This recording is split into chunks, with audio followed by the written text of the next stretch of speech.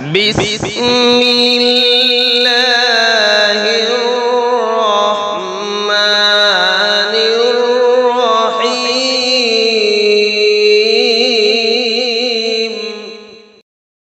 الحمد للہ رب العالمین والصلاة والسلام علی سید المرسلین وعلى آلہ واصحابہ اجمعین.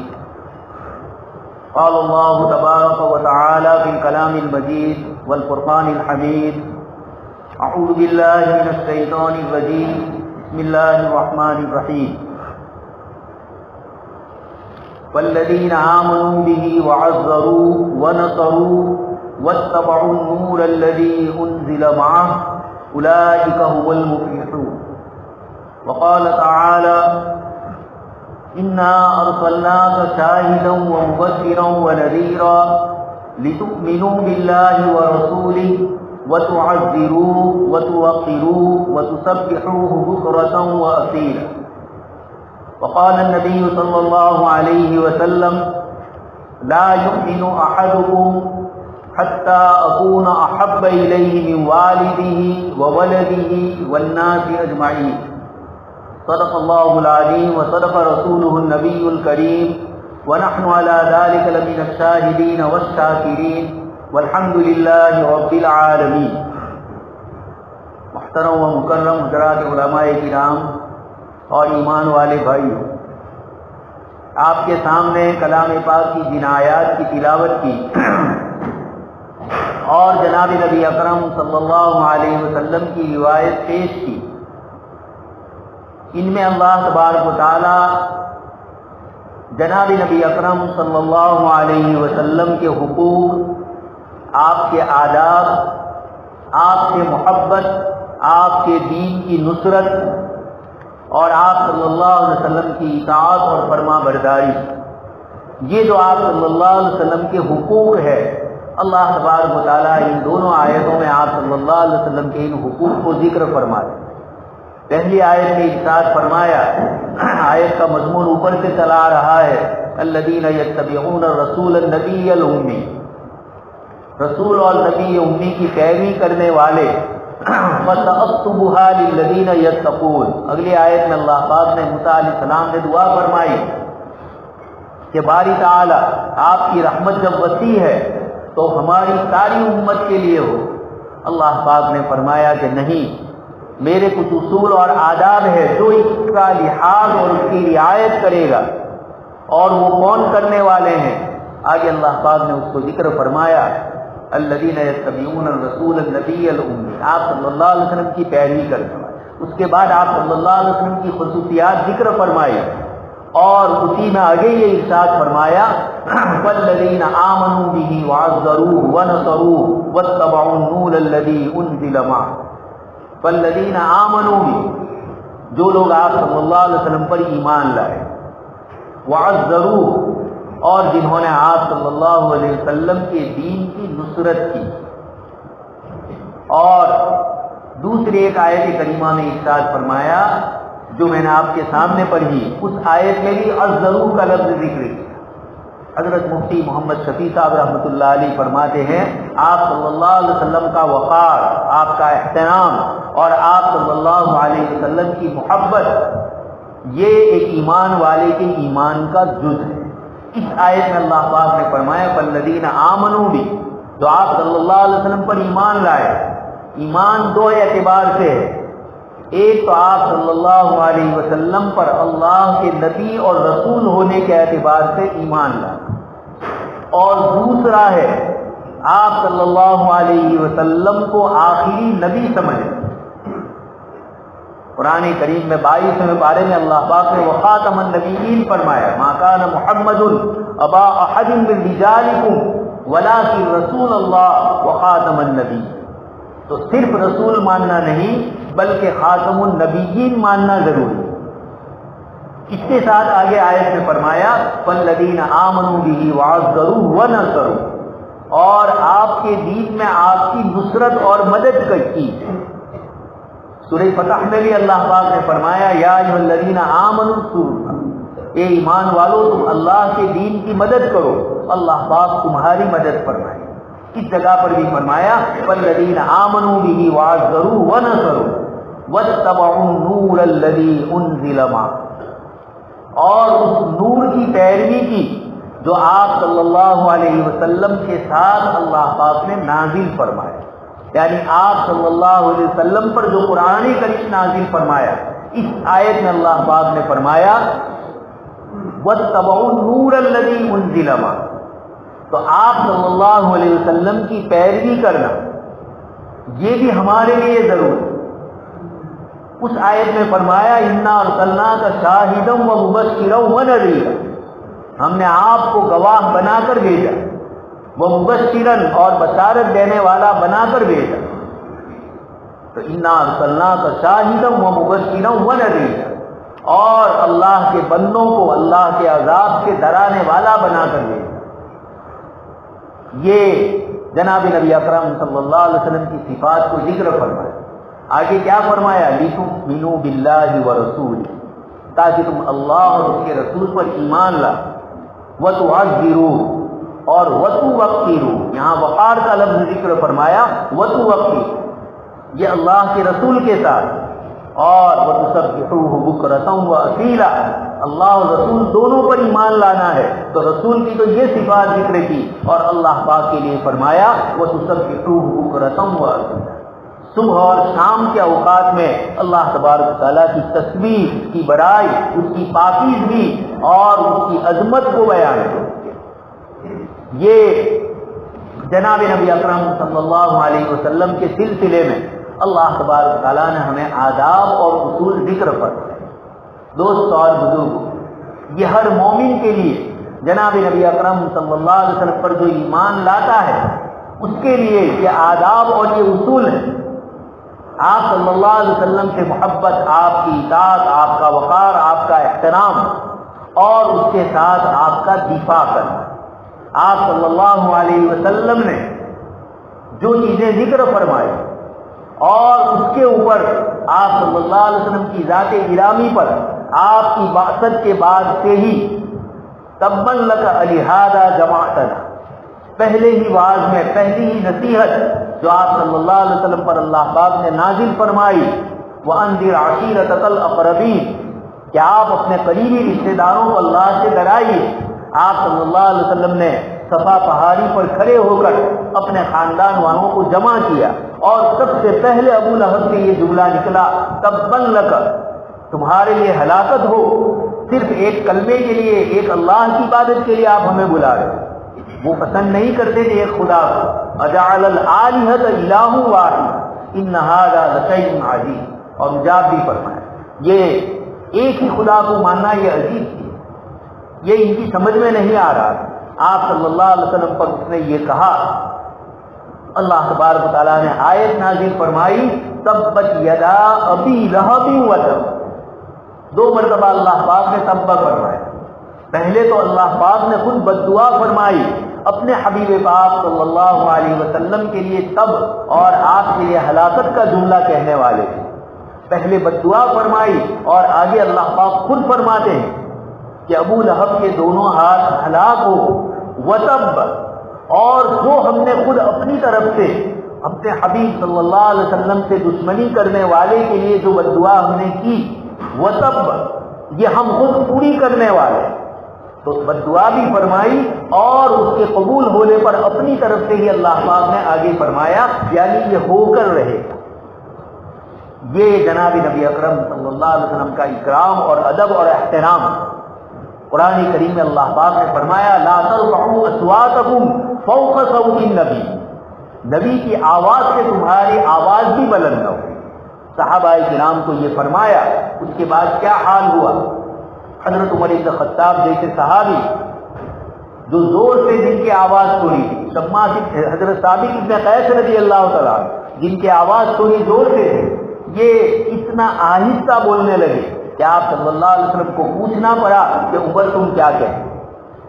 دوسرے صحابی تو اپنے گھر میں ہی بیٹھ گئے اور یہ کہا کہ میری آواز بلند ہے، اور اللہ کے رسول صلی اللہ علیہ وسلم کی آواز سے میری آواز اگر زیادہ ہو گئی، بڑی ہو گئی، ان الذين يغضون اصواتهم عند رسول الله اولئك الذين امتحن الله قلوبهم للتقوى، جن کی آواز پست ہوتی ہے اللہ پاک نے ان کا امتحان لے. تو یہ آپ صلی اللہ علیہ وسلم کا ادب قرآن نے بتلایا. دوسری آیت میں فرمایا لا تجعلوا دعاء الرسول بینکم کدعاء بعضکم بعضا. تم آپس میں ایک دوسرے کو جیسے پکارتے ہو اللہ کے نبی صلی اللہ علیہ وسلم کو اس طرح نہیں پکارا جائے. نماز میں ہے اور اگر اللہ کے رسول صلی اللہ علیہ وسلم بلائے تو نماز چھوڑ کر آپ صلی اللہ علیہ وسلم کی خدمت میں حاضر ہونا ضروری. قرآن کریم کی آیت میں اللہ پاک نے ارشاد فرمایا کہ ہمارے نبی جب تمہیں بلائے لما یحییکم، جس میں تمہاری زندگی ہے، تو اللہ تبارک آپ صلی اللہ علیہ وسلم کے ایک صحابی ہے، آپ صلی اللہ علیہ وسلم نے ان کو آواز لگائی، وہ نماز میں تھے، انہوں نے نماز کے بعد حاضری دی. آپ صلی اللہ علیہ وسلم نے ارشاد فرمایا کیا تمہیں معلوم نہیں ہے کہ میں نے تمہیں بلایا؟ کہا کہ اللہ کے رسول نے نماز میں تھا.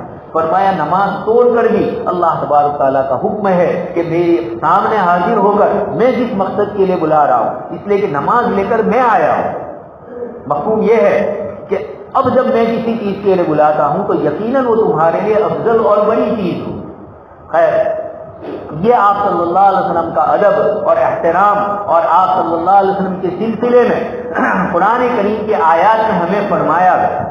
اللہ پاک نے اپنے انبیاء کرام علیہ السلام کو فرمایا وَإِذْ أَخَذَ اللَّهُ مِيثَاقَ النَّبِيِّينَ لَمَا آتَيْتُكُم مِّن كِتَابٍ وَحِكْمَةٍ ثُمَّ جَاءَكُمْ رَسُولٌ مُصَدِّقٌ لِّمَا، آگے فرمایا لَتُؤْمِنُنَّ بِهِ وَلَتَنصُرُنَّهُ. یہ نبیوں کو فرمایا جا رہا ہے کہ تم ہمارے نبی تشریف لائیں گے، لتؤمنن بہ، تمہاری موجودگی میں تمہاری حیات میں اگر وہ نبی آ جائے تو لتؤمنن بہ، تمہیں ان پر ایمان لانا ہے اور ان کی تصدیق کرنی ہے، ان کے سلسلے میں لوگوں کو پہنچانا ہے.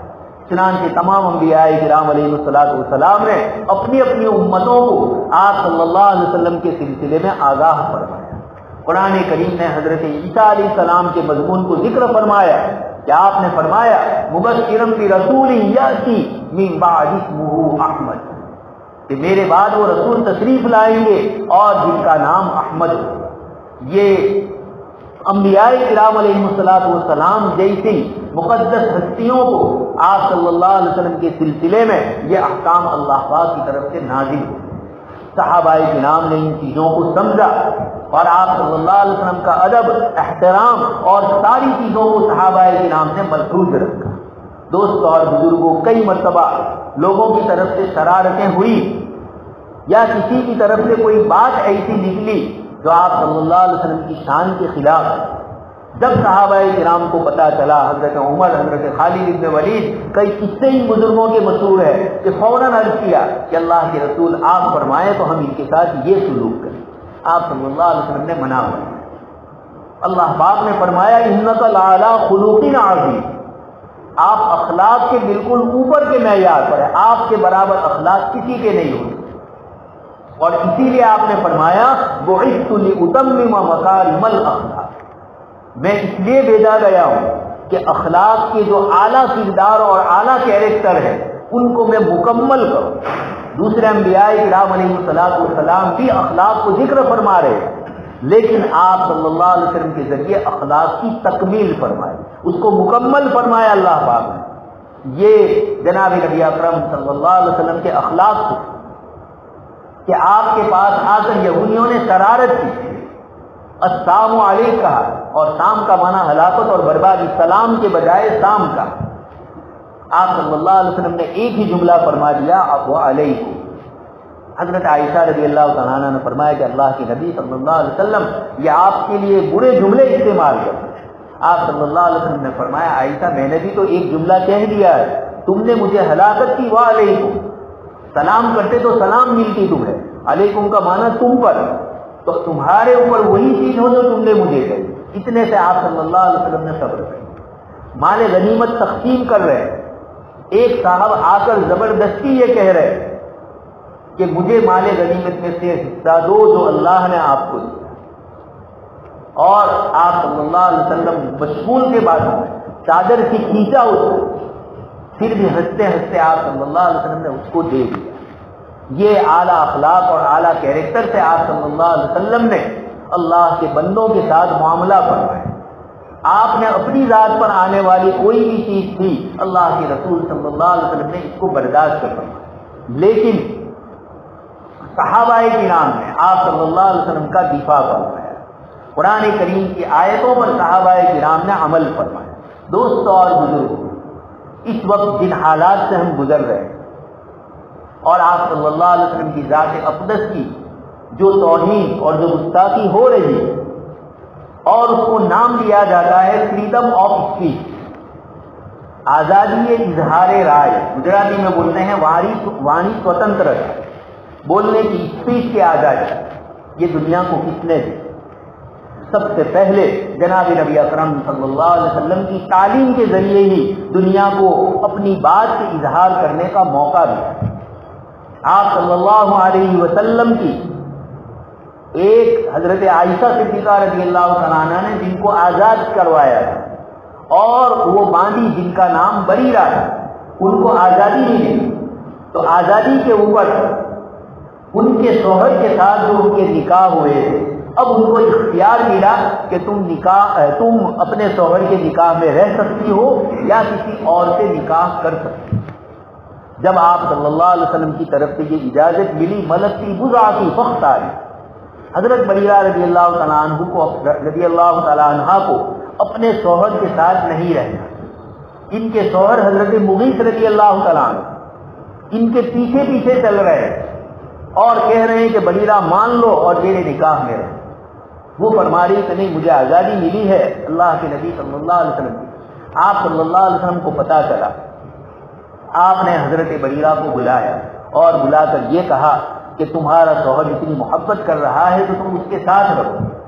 حضرت بریرہ عرض کرتی ہے کہ اللہ کے نبی صلی اللہ علیہ وسلم، یہ آپ کا حکم ہے یا مشورہ؟ آپ صلی اللہ علیہ وسلم نے فرمایا حکم تو نہیں ہے، اللہ کا جو حکم ہے وہ تو میں نے سنا دیا کہ تمہیں آزادی ملی ہے، لیکن میں مشورہ دے رہا ہوں۔ وہ عورت جو کل تک باندھی تھی اور جزیرت العرب میں باندھی اور غلاموں کے ساتھ جو سلوک ہوتا تھا، جانوروں سے بھی برا سلوک ہوتا، ان کی خرید و فروخت ہوتی تھی اور پھر اس کے بعد ان پر ظلم کرے کوئی روکنے والا نہیں، اس طرح کی ایک باندھی جو آزاد ہو رہی، اور آپ صلی اللہ علیہ وسلم کے فرمانے سے حضرت عائشہ رضی اللہ تعالی عنہ اس کی کتابت کی رقم ادا کر دیتی ہے، اس کی رقم ادا کر کے ان کو آزاد ان کے آقا سے کروایا جا رہا ہے۔ آزاد کرنے والی حضرت عائشہ صدیقہ رضی اللہ تعالیٰ عنہ ام المؤمنین، اور آپ صلی اللہ علیہ وسلم کے مشورے سے ہو رہا۔ جب بریرہ نے یہ کہا کہ اللہ کے رسول مشورہ ہے تو مجھے منظور نہیں ہے، اللہ کے نبی ہے، کائنات کے سردار ہے، لیکن ذرہ برابر آپ صلی اللہ علیہ وسلم نے برا نہیں، ایک بانی کو یہ اجازت دی کہ وہ جو بات کہنا چاہے کہہ۔ تو دنیا میں انسانیت کو سب سے پہلے اگر یہ فریڈم اسپیچ کا اگر کسی نے موقع دیا ہے تو یہ حضرت جناب نبی اکرم صلی اللہ علیہ وسلم کی ذات گرامی ہے۔ آپ صلی اللہ علیہ وسلم کے فرمانے سے دنیا میں انسانوں کو آزادی دی۔ آپ صلی اللہ علیہ وسلم کے بعد ایک صحابیہ تشریف لائی، شادی شدہ، انہوں نے کہا کہ میرے والد نے فلاں آدمی سے میرا نکاح کروایا اور مجھے وہ منظور نہیں۔ آپ صلی اللہ علیہ وسلم نے فرمایا اگر تمہیں منظور نہیں ہے تو ہم تمہیں اجازت دیتے ہیں اور دوسرے آدمی سے تم یعنی ان سے طلاق کا جو عمل ہے وہ پورا ہوگا اور اس کے بعد دوسرے آدمی سے تمہاری شادی ہو جائے۔ صحابیہ نے فرمایا کہ اللہ کے نبی صلی اللہ علیہ وسلم ماں باپ کا کرایا ہوا نکاح میں رد نہیں کرنا چاہتا، لیکن میں عورتوں کو بتلانا چاہتی ہوں کہ اسلام نے تمہیں کتنی اجازت دی۔ یہ ایک عورت ہو کر اللہ کے نبی صلی اللہ علیہ وسلم کے سامنے یہ باتیں کہہ سکتی ہے، یہ کس بات کی دلیل؟ آپ نے خود فرمایا میں آمینہ کا صاحب زیادہ ہوں، جس کو راستے میں جو ضرورت پیش آئے میرے ساتھ بات کر سکتا ہے، میں اس کی ضرورت کو پوری کروں۔ یہ اللہ کے نبی صلی اللہ علیہ وسلم نے اپنی طرف سے دنیا کو آزادی جو دی جا سکتی ہے وہ ادا فرمائی۔ حضرت عمر بن خطاب رضی اللہ عنہ خلیفۃ المسلمین ہے، 10 لاکھ مربع کلومیٹر کا لمبا چوڑا ایریا حضرت عمر کی حکومت کے ماتحت۔ دنیا کی 2 سپر پاور طاقتیں ایران اور روم، اور ایک کلچر اور تہذیب والی ایک اپنی ثقافت پر فخر کرنے والی حکومت مصر، ایجپٹ، یہ بھی آپ کے قبضے میں آ گئی۔ آپ خطبہ دے رہے ہیں جمعہ میں اور یہ فرما رہے ہیں لوگوں میں مہر کی مقدار تھوڑی کافی بڑھ گئی تھی، عورت کو مہر دینے میں نکاح میں زیادہ بڑھ گئی۔ حضرت عمر رضی اللہ تعالیٰ عنہ نے فرمایا الا لا تغالوا فی المہر، کہ مہر کی رقم میں زیادتی مت کرو، نکاح کو مہنگا مت کر دو۔ یہ حضرت عمر رضی اللہ تعالیٰ عنہ نے فرمایا۔ آپ کے خطبے کے بعد ایک عورت نے آپ سے کہا کہ عمر، اللہ پاک تو فرماتے ہیں او آتیتم احداہن قنطارا فلا تأخذوا منہ شیئا، کہ جب تم اپنی بیوی کو قنطار دو، 10,000 درہم کو کہا جاتا ہے، اتنی رقم ادا کرنے کے بعد بھی اللہ پاک فرماتے ہیں کہ اگر میاں بیوی میں جدائی ہو فلا تأخذوا منہ شیئا، تم کون آئے جو مہر میں کمی کرنے والے۔ حضرت عمر رضی اللہ تعالیٰ عنہ نے یہ آیت جیسے ہی سنی، آپ نے یہ فرمایا کہ یہ عورت صحیح کہہ رہی ہے اور عمر غلط کہہ رہا ہے۔ یہ اسلام نے اسپیچ کی آزادی دی، لیکن آزادی کی ایک حد ہوتی۔ آپ اپنی آزادی، اپنی سوتنترتا کے لیے کوئی ایسا کام کرے جس میں آپ کو آزادی مل رہی ہے، کسی اور کو نقصان نہیں ہے، تکلیف نہیں ہے، تو ایسی آزادی اور ایسی آواز تو جائز ہے۔ لیکن آپ اپنی آزادی سے دوسروں کو نقصان پہنچائیں، دوسروں کے قلب کو اذیت اور تکلیف دو، یہ آزادی دنیا کے کسی بھی قانون میں اس طرح کی نہیں۔ یہ صرف آواز لگا رہے ہیں۔ جنیوا کنوینشن، جس کے اندر انسانی حقوق کے سلسلے میں ساری باتیں لکھی گئی ہے، اور یورو کا چارٹر حقوق انسانی کا، اس کے اندر بھی یہ ساری باتیں لکھی ہوئی ہے کہ آپ اپنے ذریعے کسی کو تکلیف دیں گے۔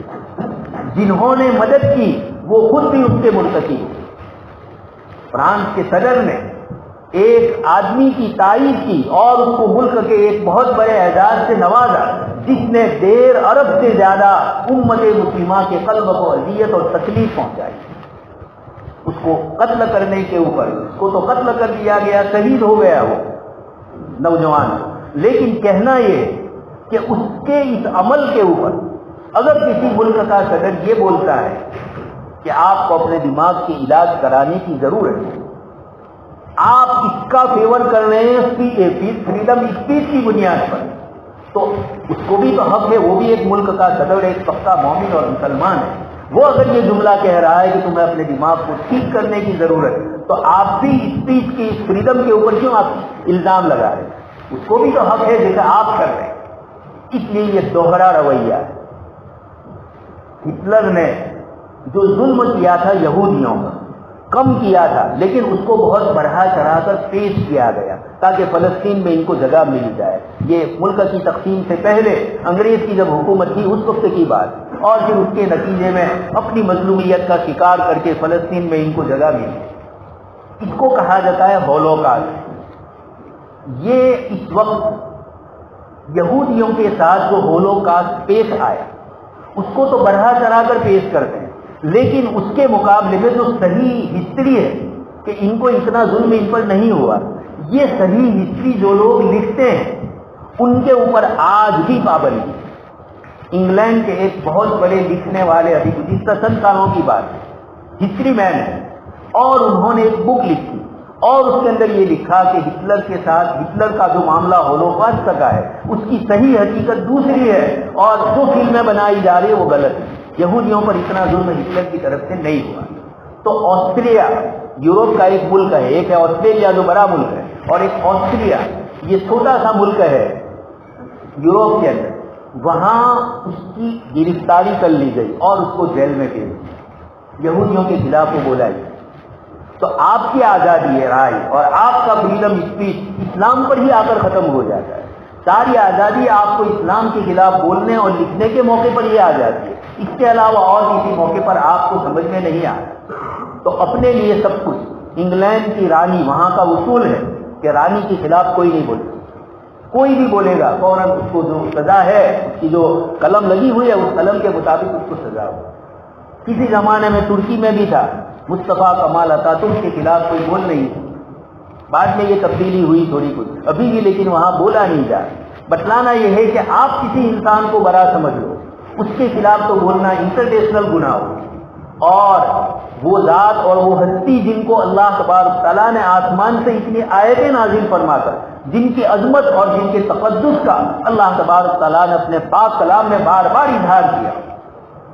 حضرت عمر رضی اللہ تعالیٰ عنہ فرماتے ہیں کہ میں بیت اللہ کے قریب آیا، اللہ تبارک تعالیٰ نے آپ صلی اللہ علیہ وسلم کو وہاں پہنچا دیا تھا مسجد میں، آپ صلی اللہ علیہ وسلم نماز پڑھ رہے۔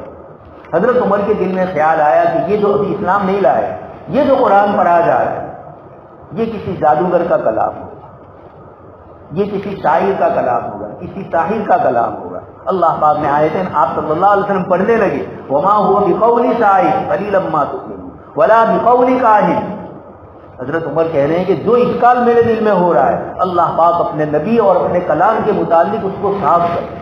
بعد میں یہی چند چیزیں حضرت عمر کو اسلام لانے کا ذریعہ بنی، اس میں سے یہ آیت کا پڑھنا آپ صلی اللہ علیہ وسلم کا یہ۔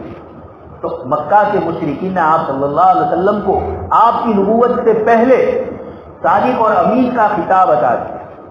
35 سال کی عمر تھی، بیت اللہ جس کے اندر پانی آ چکا تھا، دوبارہ اس کی تعمیر کی تھی، اور اب حجر اسود کو اس کی جگہ پر رکھنا ہے۔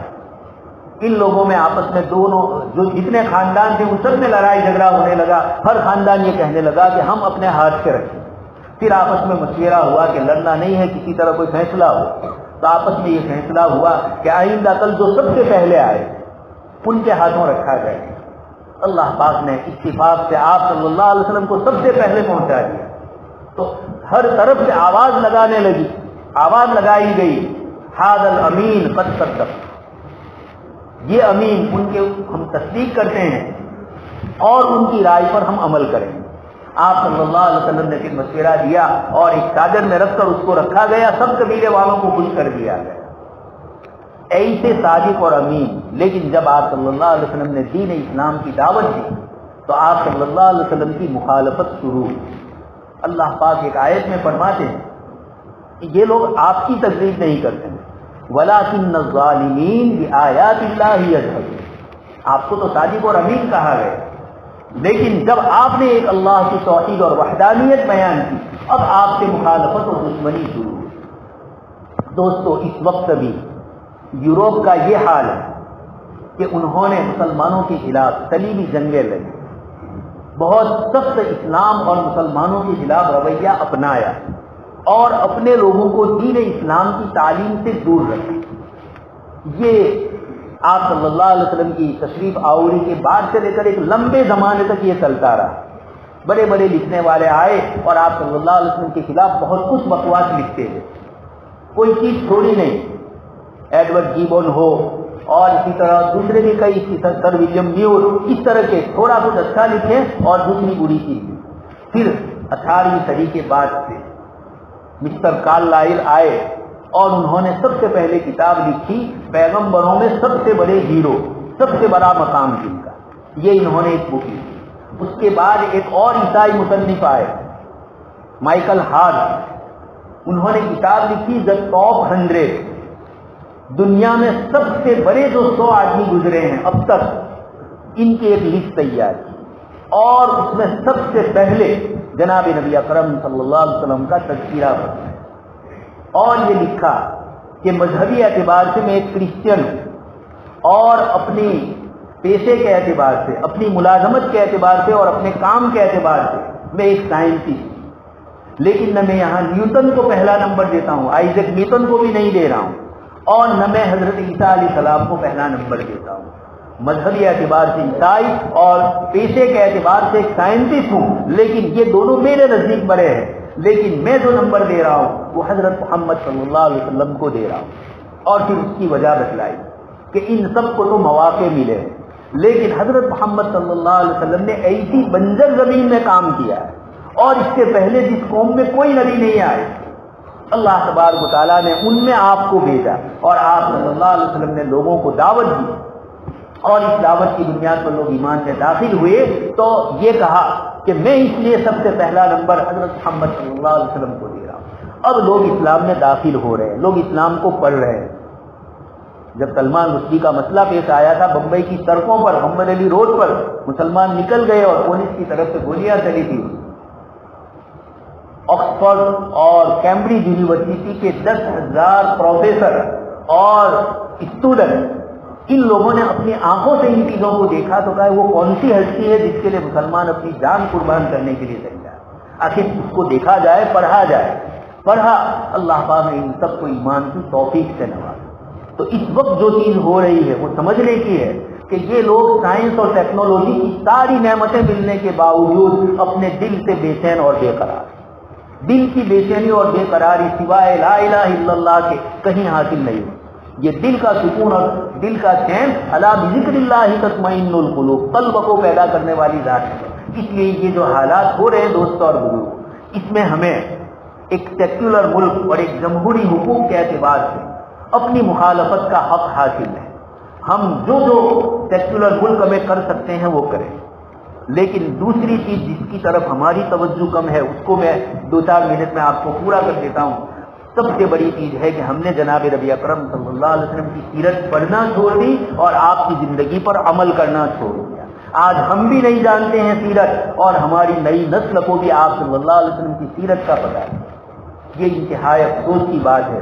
حضرت شیخ یونس صاحب رحمۃ اللہ علیہ مظاہر العلوم کے اور پوری زندگی جن کے حدیث شریف میں گزری، جب یہ نیدل چند سال پہلے جو واقعہ پیش آیا تھا کارٹون والا 2017-18 میں، حضرت شیخ رحمۃ اللہ علیہ نے فرمایا کہ اس کی ہمت کیوں ہوئی، ایسی جرأت اور ایسی اس بیوقوف کی یہ کمینگی کیوں ہوئی.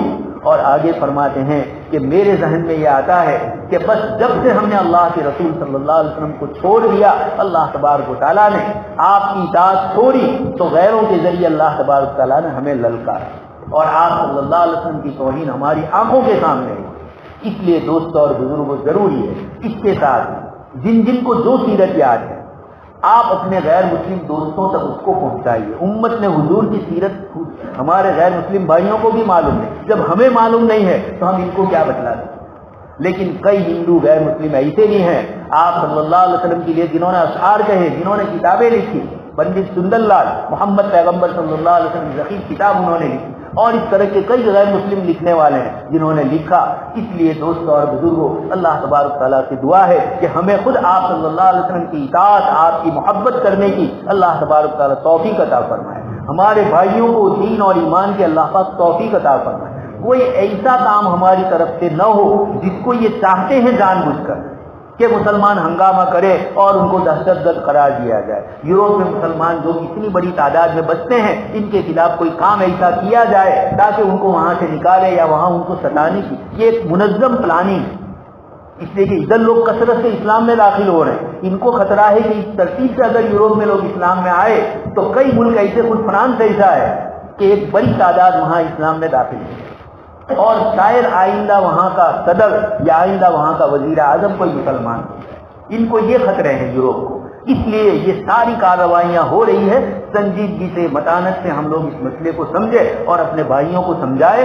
اپنی مخالفت کا حق ہے، لیکن کوئی ایسی حرکت جو قانونی طور پر جس میں ہم گرفتہ میں آ جائیں اس سے بچا جائے. خود آپ صلی اللہ علیہ وسلم کی تعلیم بھی ایسی نہیں. اللہ تبارک و تعالی ہم لوگوں کو جناب نبی اکرم صلی اللہ علیہ وسلم کی سلسلے کی جو کہی سنی جو باتیں ہیں ان پر عمل کرنے کی توفیق نصیب فرمائے. آمین. واخر دعوانا الحمدللہ.